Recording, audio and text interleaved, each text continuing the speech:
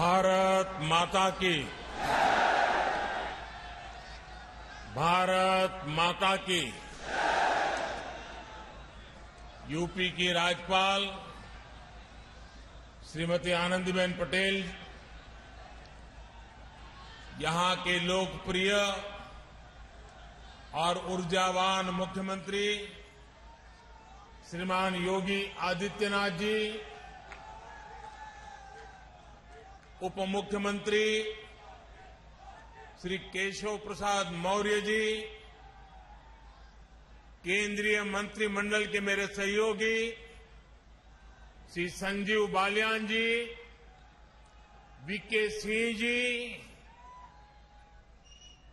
मंत्री श्री दिनेश खटीक जी, उपेंद्र त्रिवेदी जी, श्री कपिल देव अग्रवाल जी, संसद में मेरे साथी श्रीमान सतपाल सिंह जी, राजेंद्र अग्रवाल जी, विजय सिंह जी तोमर, श्रीमती कांता कर्दम जी, विधायक भाई सोमेंद्र तोमर जी, संगीत सोम जी,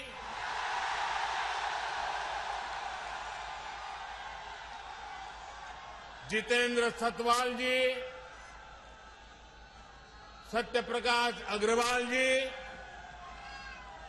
मेरठ जिला परिषद अध्यक्ष गौरव चौधरी जी, मुजफ्फरनगर जिला परिषद अध्यक्ष बिरपाल जी, अन्य सभी जनप्रतिनिधिगण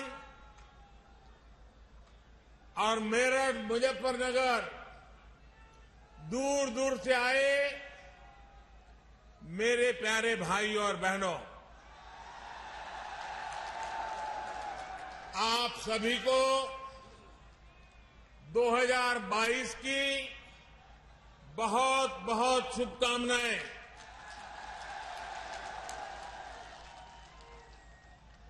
साल की शुरुआत में मेरठ आना अपने आप में मेरे लिए बहुत अहम है। भारत के इतिहास में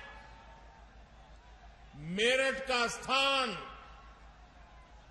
सिर्फ एक शहर का नहीं है, बल्कि मेरठ हमारी संस्कृति, हमारे सामर्थ्य का भी महत्वपूर्ण केंद्र है। रामायण और महाभारत काल से लेकर जैन तीर्थंकरों और पंच प्यारों में से एक भाई धर्मसिंह तक मेरठ ने देश की आस्था को ऊर्जावान किया है। सिंधु घाटी की सभ्यता से लेकर देश के पहले स्वतंत्रता संग्राम तक इस क्षेत्र ने दुनिया को दिखाया है कि भारत का सामर्थ्य क्या होता है। 1857 में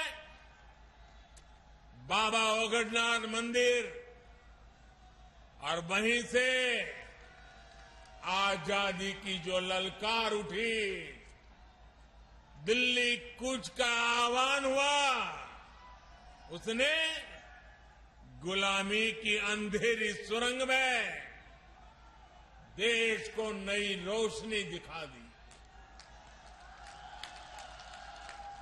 क्रांति की इसी प्रेरणा से आगे बढ़ते हुए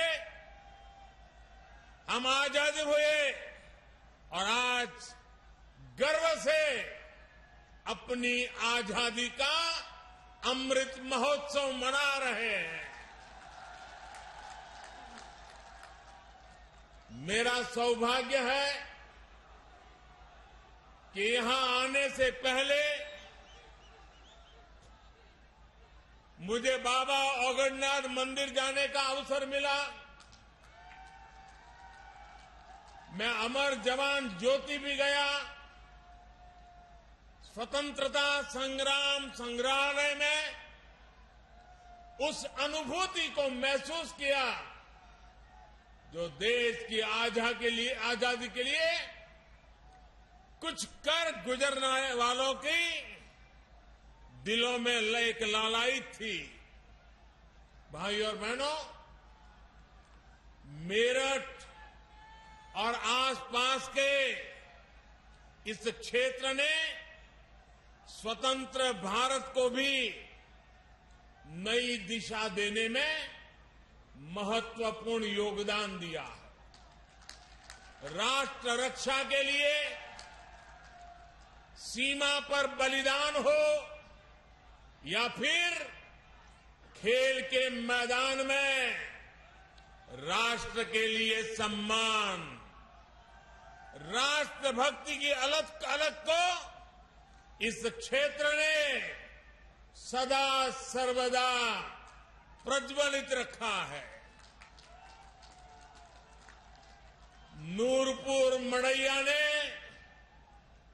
चौधरी चरण सिंह जी के रूप में देश को एक विजनरी नेतृत्व भी दिया।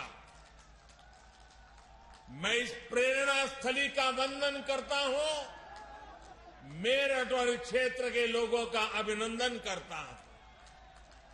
भाई और बहनों, मेरठ देश की एक और महान संतान मेजर ध्यानचंद जी की भी कर्मस्थली रहा है। कुछ महीने पहले केंद्र सरकार ने देश के सबसे बड़े खेल पुरस्कार का नाम दद्दा के नाम पर कर दिया। आज मेरठ की स्पोर्ट्स यूनिवर्सिटी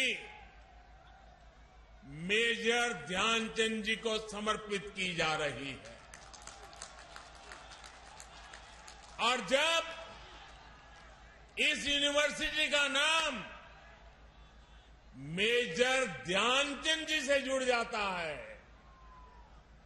तो उनका पराक्रम तो प्रेरणा देता ही है, लेकिन उनके नाम में भी एक संदेश है। उनके नाम में जो शब्द है ध्यान, बिना ध्यान केंद्रित किए, बिना फोकस एक्टिविटी किए कभी भी सफलता नहीं मिलती है। और इसलिए जिस यूनिवर्सिटी का नाम ध्यानचंद से जुड़ा हुआ हो, वहां पूरे ध्यान से काम करने वाले नौजवान देश का नाम रोशन करेंगे, ये मुझे पक्का विश्वास है। मैं उत्तर प्रदेश के नौजवानों को यूपी की पहली स्पोर्ट्स यूनिवर्सिटी के लिए बहुत बहुत बधाई देता हूं। 700 करोड़ रुपए की लागत से बनने वाली ये आधुनिक यूनिवर्सिटी दुनिया की श्रेष्ठ स्पोर्ट्स यूनिवर्सिटी में से एक होगी। यहां युवाओं को खेलों से जुड़ी अंतर्राष्ट्रीय सुविधाएं भी तो मिलेगी। ये एक करियर के रूप में स्पोर्ट्स को अपनाने के लिए जरूरी स्किल्स का निर्माण करेगी। यहां से हर साल 1000 से अधिक बेटे बेटियां बेहतरीन खिलाड़ी बनकर निकलेंगे।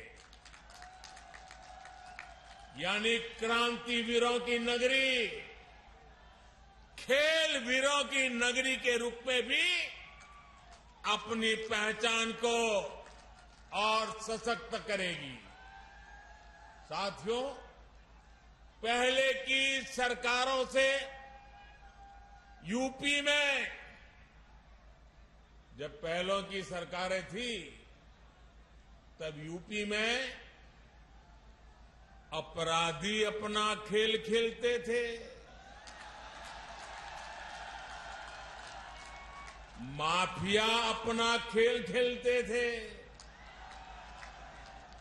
पहले यहां अवैध कब्जे के टूर्नामेंट होते थे,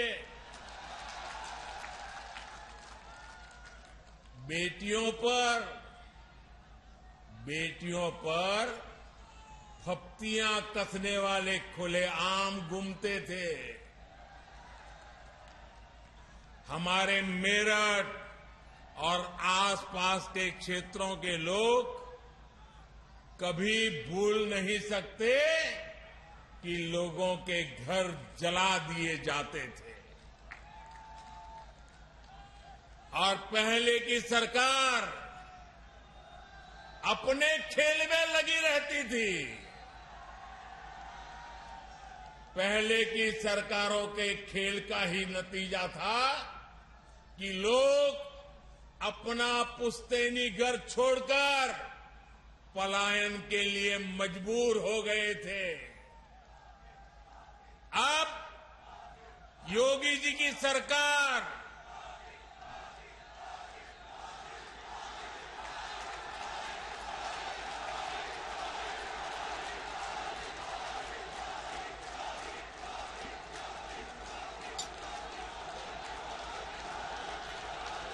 पहले क्या क्या खेल खेले जाते थे, अब योगी जी की सरकार ऐसे अपराधियों के साथ जेल खेल रही है।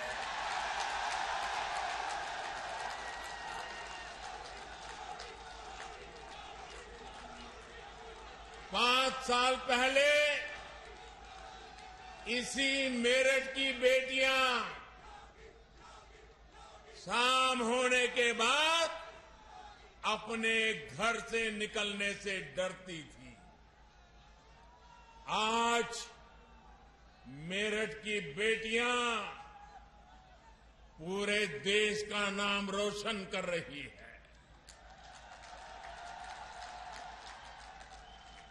यहां मेरठ के सोतीगंज बाजार में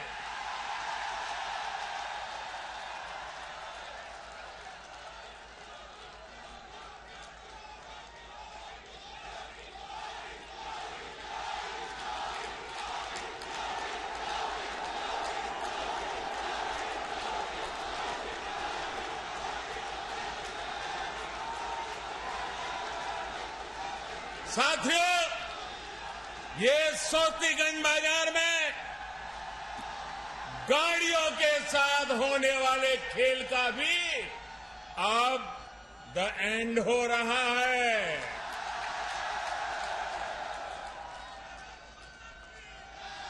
अब यूपी में असली खेल को बढ़ावा मिल रहा है।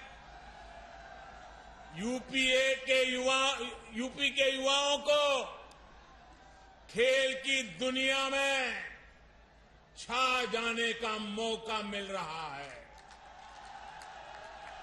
साथियों, हमारे यहां कहा जाता है, महाजनों येन गताः स पंथाः, अर्थात जिस पथ पर महान जन, महान विभूतियां चले, वही हमारा पथ है। लेकिन अब हिंदुस्तान बदल चुका है। अब हम 21वीं सदी में हैं और इस 21वीं सदी के नए भारत में सबसे बड़ा दायित्व हमारे युवाओं के पास ही है। और इसलिए अब मंत्र बदल गया है। 21वीं सदी का तो मंत्र है, युवा जनों येन गता सपंथाः। जिस मार्ग पर युवा चल दे वही मार्ग देश का मार्ग है। जिधर युवाओं के कदम बढ़ जाए मंजिल अपने आप चरण चूमने लग जाती है। युवा नए भारत का कर्णधार भी है। युवा नए भारत का विस्तार भी है। युवा नए भारत का नियंता भी है और युवा नए भारत का नेतृत्व करता भी है। हमारे आज के युवाओं के पास प्राचीनता की विरासत भी है, आधुनिकता का बोध भी है और इसलिए जिधर युवा चलेगा उधर भारत भी चलेगा। और जिधर भारत चलेगा, जिधर भारत चलेगा उधर ही अब दुनिया चलने वाली है।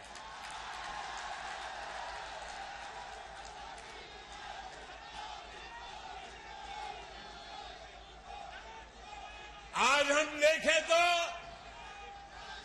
साइंस से लेकर साहित्य तक, स्टार्टअप से लेकर स्पोर्ट्स तक, हर तरफ भारत के युवा ही छाए हुए हैं।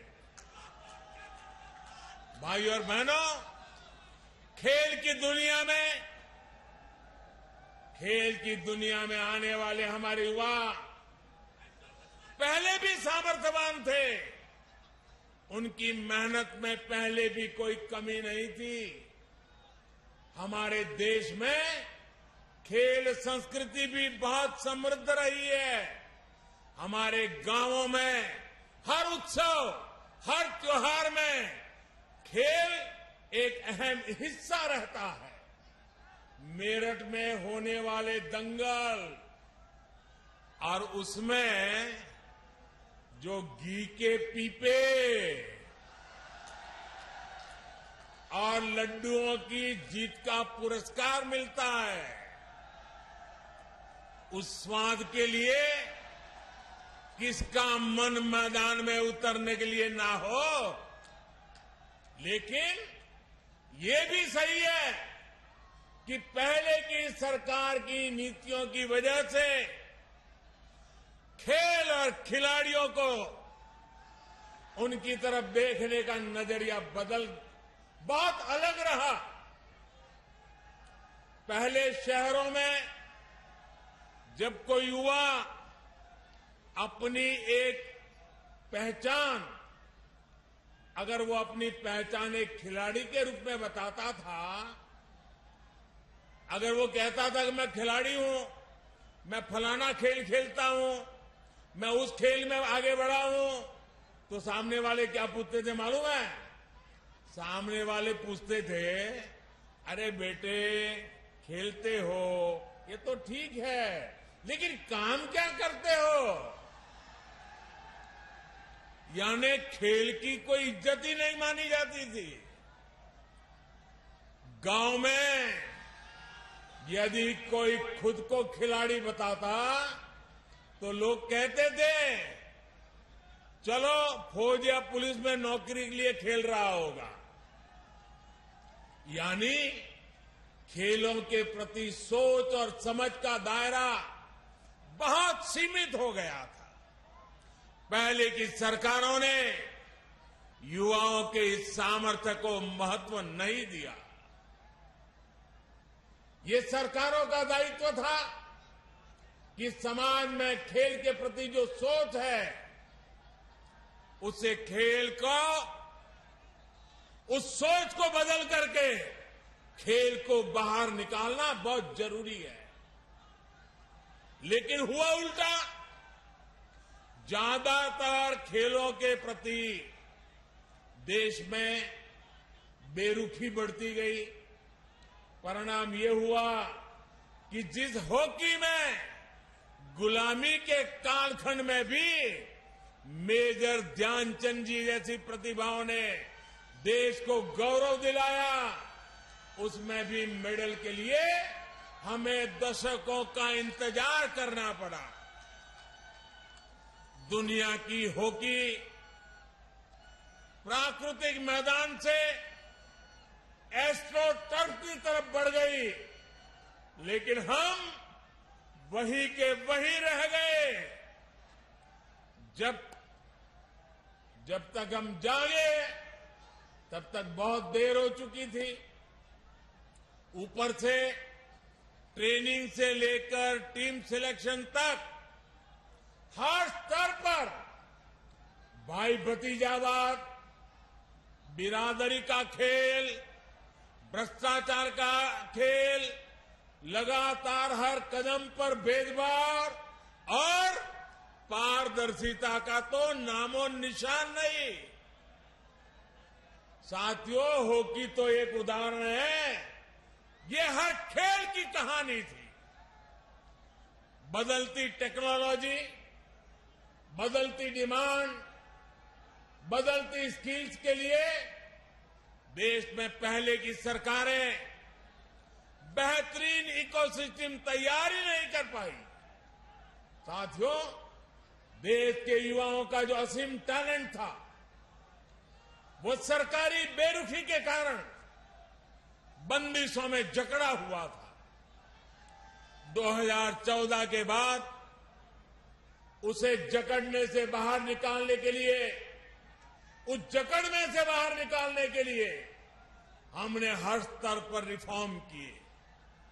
खिलाड़ियों के सामर्थ्य को बढ़ाने के लिए हमारी सरकार ने अपने खिलाड़ियों को 4 शस्त्र दिए हैं।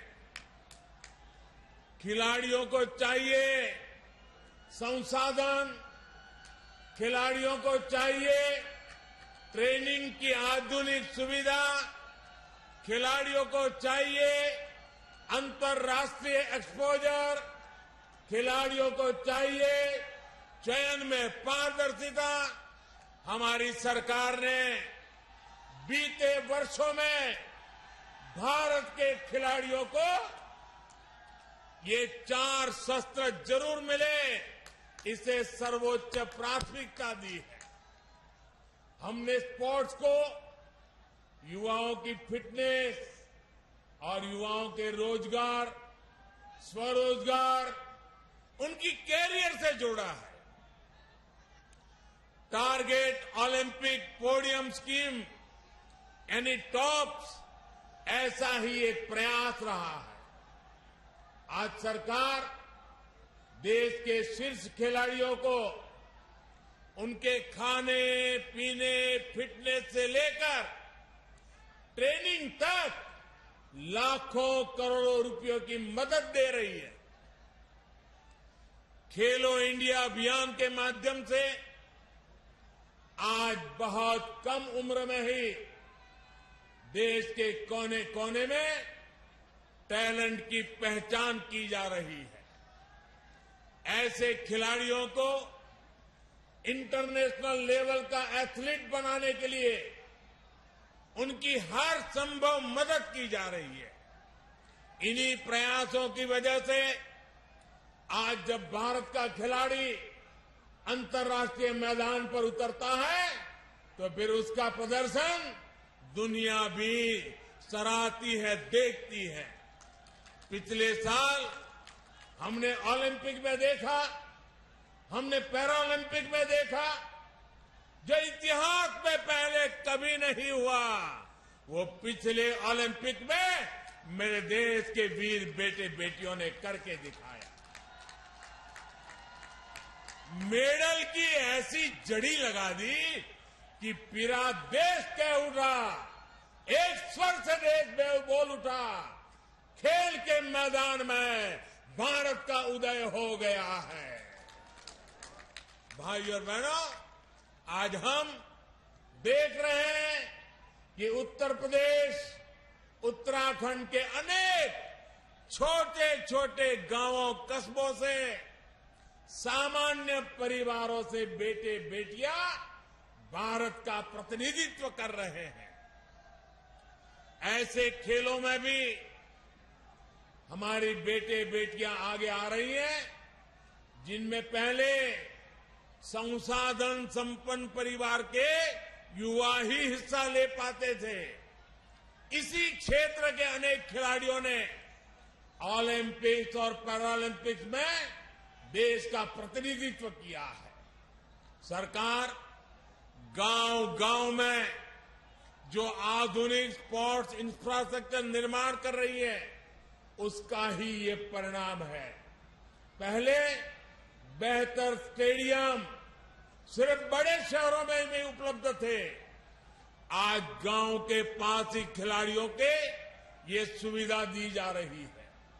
साथियों, हम जब भी एक नई कार्य संस्कृति को बढ़ाने का प्रयास करते हैं, तो इसके लिए 3 चीजें जरूरी होती है: सानिध्य, सोच और संसाधन।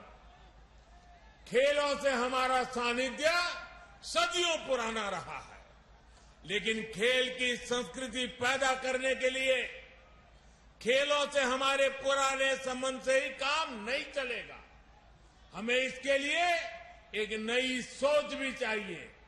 देश में खेलों के लिए जरूरी है कि हमारे युवाओं में खेलों को लेकर विश्वास पैदा हो, खेल को अपना प्रोफेशन बनाने का हौसला बढ़े। और यही मेरा संकल्प भी है और ये मेरा सपना भी है। मैं चाहता हूं कि जिस तरह दूसरे प्रोफेशंस वैसे ही हमारे युवा स्पोर्ट्स को भी देखें। हमें ये भी समझना होगा कि जो कोई स्पोर्ट्स में जाएगा वो वर्ल्ड नंबर 1 बनेगा, ये जरूरी नहीं है। अरे देश में जब स्पोर्ट्स इकोसिस्टम तैयार होता है तो स्पोर्ट्स मैनेजमेंट से लेकर स्पोर्ट्स राइटिंग और स्पोर्ट्स साइकोलॉजी तक स्पोर्ट्स से जुड़ी कितनी ही संभावनाएं खड़ी हो जाती है। धीरे धीरे समाज में ये विश्वास पैदा होता है कि युवाओं को स्पोर्ट्स की तरफ जाना एक सही निर्णय है। इस तरह का इकोसिस्टम तैयार करने के लिए जरूरत होती है संसाधनों की। जब हम जरूरी संसाधन, जरूरी इंफ्रास्ट्रक्चर विकसित कर लेते हैं तो खेल की संस्कृति मजबूत होने लगती है। अगर खेलों के लिए जरूरी संसाधन होंगे तो देश में खेलों की संस्कृति भी आकार लेगी, विस्तार लेगी। इसलिए आज इस तरह की स्पोर्ट्स यूनिवर्सिटी इतनी ही जरूरी है। ये स्पोर्ट्स यूनिवर्सिटी खेल की संस्कृति के पुष्पित पल्लवित होने के लिए एक नर्सरी की तरह काम करती है। इसलिए ही आजादी के 7 दशक बाद 2018 में पहली नेशनल स्पोर्ट्स यूनिवर्सिटी हमारी सरकार ने मणिपुर में स्थापित की। बीते 7 सालों में देश भर में स्पोर्ट्स एजुकेशन और स्किल्स से जुड़े अनेकों संस्थानों का उनको आधुनिक बनाया गया और अब आज major Dhyanchand sports university sports में हायर एजुकेशन का एक और श्रेष्ठ संस्थान देश को मिला है। साथियों, खेल की दुनिया से जुड़ी एक और बात हमें याद रखनी है और मेरठ के लोग तो इसे अच्छी तरह जानते हैं। खेल से जुड़ी सर्विस और सामान का वैश्विक बाजार लाखों करोड़ रुपए का है। यहां मेरठ से ही अभी 100 से अधिक देशों को स्पोर्ट्स का सामान निर्यात होता है। मेरठ लोकल के लिए वोकल तो है ही, लोकल को ग्लोबल भी बना रहा है।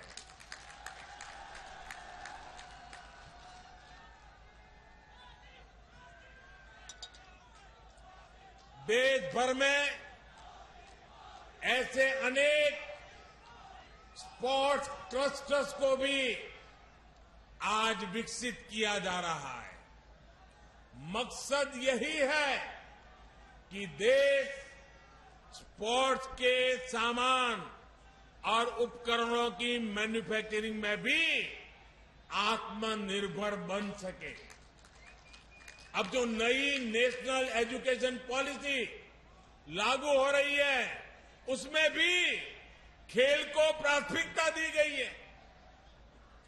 स्पोर्ट्स को अब उसी श्रेणी में रखा गया है जैसे साइंस, कॉमर्स, मैथमेटिक्स, ज्योग्राफी या दूसरी पढ़ाई हो। पहले खेल को एक्स्ट्रा एक्टिविटी माना जाता था, लेकिन अब स्पोर्ट्स स्कूल में बाकायदा एक विषय होगा। उसका उतना ही महत्व होगा जितना बाकी विषयों का। साथियों, यूपी के युवाओं में तो इतनी प्रतिभा है, हमारे यूपी के युवान इतने प्रतिभावान है कि आसमान भी छोटा पड़ जाए। इसलिए यूपी में डबल इंजन सरकार कई विश्वविद्यालयों की स्थापना कर रही है। गोरखपुर में महायोगी गुरु गोरखनाथ आयुष यूनिवर्सिटी, प्रयागराज में डॉक्टर राजेंद्र प्रसाद विधि विश्वविद्यालय, लखनऊ में state institute of forensic sciences, Aligarh में राजा महेंद्र प्रताप सिंह राज्य विश्वविद्यालय, सहारनपुर में मां शाकंभरी विश्वविद्यालय और यहां मेरठ में मेजर ध्यानचंद स्पोर्ट्स यूनिवर्सिटी। हमारा देश साफ है। हमारा युवा ना सिर्फ रोल मॉडल बने, वो अपने रोल मॉडल पहचाने भी। साथियों, सरकारों की भूमिका अभिभावक की तरह होती है। योग्यता होने पर बढ़ावा भी दें और गलती होने पर ये कहकर ना टाल दे कि लड़कों से गलती हो जाती है।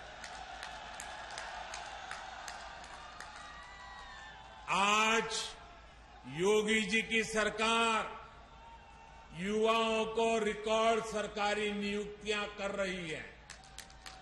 आईटीआई से ट्रेनिंग पाने वाले हजारों युवाओं को बड़ी कंपनियों में रोजगार दिलवाया गया है।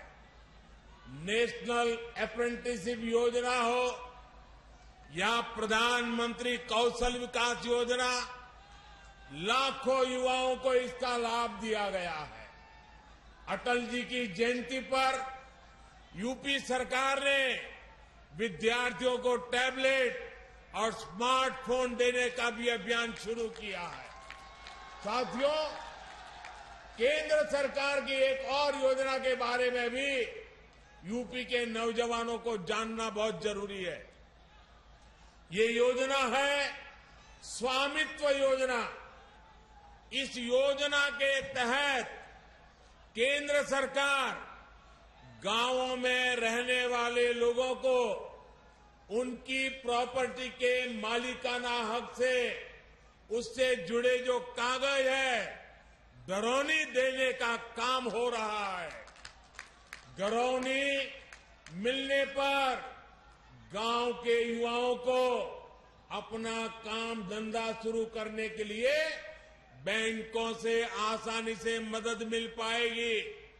ये घरौनी गरीब, दलित, वंचित, पीड़ित, पिछड़े सभी समाज के हर वर्ग को अपने घर पर अवैध कब्जे की चिंता से भी मुक्ति दिलाएगी।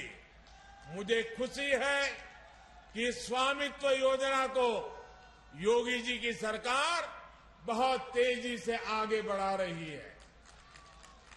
यूपी के 75 जिलों में 23 लाख से अधिक घरौनी दी जा चुकी है। चुनाव के बाद योगी जी की सरकार इसी अभियान को और तेज करेगी। भाइयों और बहनों, इस क्षेत्र के ज्यादातर युवा ग्रामीण इलाकों में रहते हैं। ग्रामीण अर्थव्यवस्था को मजबूत बनाने के लिए हमारी सरकार निरंतर काम कर रही है। प्रधानमंत्री किसान सम्मान निधि के माध्यम से कल ही यूपी के लाखों किसानों के बैंक खातों में करोड़ों रुपए ट्रांसफर किए गए हैं। इसका बहुत बड़ा लाभ इस क्षेत्र के छोटे किसानों को भी हो रहा है। साथियों, जो पहले सत्ता में थे उन्होंने आपको गन्ने का मूल्य किस्तों में तरसा तरसा कर दिया। योगी जी की सरकार में जितना गन्ना किसानों को भुगतान किया गया है उतना पिछली दोनों सरकारों के दौरान किसानों को नहीं मिला था। पहले की सरकारों में चीनी मिले कोड़ियों के भाव बेची जाती थी। मुझसे ज्यादा आप जानते हैं, जानते कि नहीं जानते हैं?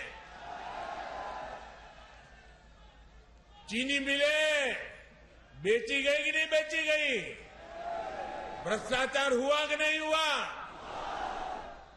योगी जी की सरकार में मिलें बंद नहीं होती, यहां तो मिलों का विस्तार होता है, नई मिलें खोली जाती है। अब यूपी गन्ने से बनने वाले इथेनॉल के उत्पादन में भी तेजी से आगे बढ़ रहा है। बीते 4.5 साल में लगभग 12,000 करोड़ रुपए का इथेनॉल यूपी से खरीदा गया है। 12,000 करोड़ रुपए का इथेनॉल। सरकार कृषि इंफ्रास्ट्रक्चर और फूड प्रोसेसिंग ऐसे उद्योगों को भी तेजी से विस्तार दे रही है। आज ग्रामीण इंफ्रास्ट्रक्चर पर, भंडारण की व्यवस्था बनाने पर, कोल्ड स्टोरेज पर 1 लाख करोड़ रुपए खर्च किए जा रहे हैं। भाइयों बहनों, डबल इंजन की सरकार युवाओं के सामर्थ्य के साथ ही इस क्षेत्र के सामर्थ्य को भी बढ़ाने के लिए काम कर रही है। मेरठ का रेवड़ी गजक, हैंडलूम, ब्रास बैंड, आभूषण, ऐसे कारोबार यहां की शान है। मेरठ, मुजफ्फरनगर में छोटे और लघु उद्योगों का और विस्तार हो, यहां बड़े उद्योगों का मजबूत आधार बने, यहां के कृषि उत्पादों, यहां की उपज को नए बाजार मिले, इसके लिए भी आज अनेक विध प्रयास किए जा रहे हैं। इसलिए इस क्षेत्र को देश का सबसे आधुनिक और सबसे कनेक्टेड रीजन बनाने के लिए काम हो रहा है। दिल्ली मेरठ एक्सप्रेस वे की वजह से दिल्ली अब 1 घंटे की दूरी पर रह गई है। अभी कुछ दिन पहले ही जो गंगा एक्सप्रेस वे का काम शुरू हुआ है, वो भी मेरठ से ही शुरू होगा। ये मेरठ की कनेक्टिविटी यूपी के दूसरे शहरों से और संबंधों को, व्यवहार को आसान बनाने में काम करेगी। देश का पहला regional rapid rail transit system भी मेरठ को राजधानी से जोड़ रहा है। मेरठ देश का पहला ऐसा शहर होगा जहां मेट्रो और हाई स्पीड रैपिड रेल एक साथ दौड़ेगी। मेरठ का आईटी पार्क, जो पहले की सरकार की सिर्फ घोषणा बनकर रह गया था, उसका भी लोकार्पण हो चुका है। साथियों, यही double benefit, double speed, double engine की सरकार की पहचान है। इस पहचान को और सशक्त करना है। भाइयों, मेरे मेरठ को और पश्चिमी उत्तर प्रदेश के लोग जानते हैं कि आप उधर हाथ लंबा करोगे तो लखनऊ में योगी जी, और इधर हाथ लंबा करोगे तो दिल्ली में मैं हूं आपके लिए।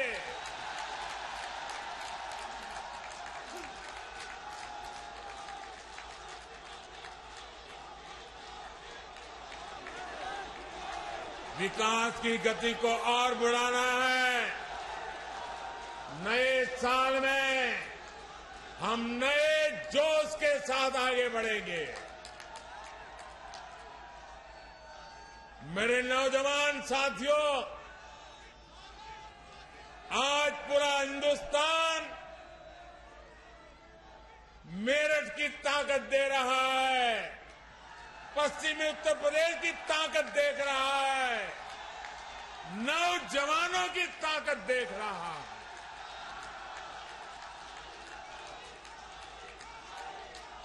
ये ताकत देश की ताकत है, और इस ताकत को और बढ़ावा देने के लिए एक नए विश्वास के साथ एक बार फिर आपको मेजर ध्यानचंद स्पोर्ट्स यूनिवर्सिटी के लिए बहुत बहुत बधाई। भारत माता की, भारत माता की, भारत माता की। वंदे वंदे वंदे वंदे वंदे वंदे वंदे वंदे वंदे